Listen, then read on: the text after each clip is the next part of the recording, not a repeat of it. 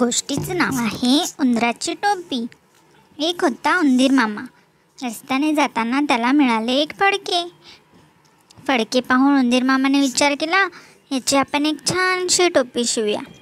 मग ते फडके घेऊन तो गेला धोब्याकडे. धोब्याला म्हणाला, धोबी दादा, माझे फडके धुवून दे ना. धोब्याने फडके धुवून दिले. मग उंदीर मामा गेला शिंप्याकडे. शिंप्याला म्हणाला, शिंपी दादा, मला एक छानशी टोपी शिवून दे आणि तिला रंगीत गोंडाही लाव. शिंप्याने उंदीर मामाला टोपी शिवून दिली. टोपी छान तयार झाली. उंदीर मामाने टोपी डोक्यावर घातली. एक ढोलके घेतले आणि ते वाजवत तो गाऊ लागला, माझी टोपी छान रे, राजाची टोपी घाण रे, डुम डुम ढुमाक. असे गात गात तो राजाच्या राजवाड्यात गेला. राजाने हे ऐकले.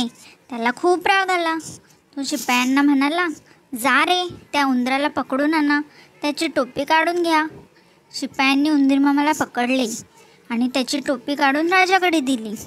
मग उंदीर मामा म्हणाला, राजा भिकारी, माझी टोपी घेतली, डुम डुम ढुमाक. हे ऐकून राजा खूपच रागवला. त्याने पुन्हा टोपी उंदराकडे भिरकावली.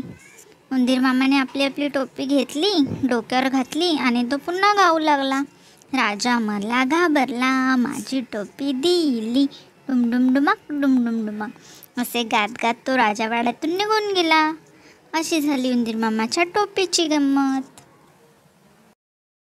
जर तुम्हाला ही गोष्ट आवडली असेल तर कमेंट करून नक्की सांगा.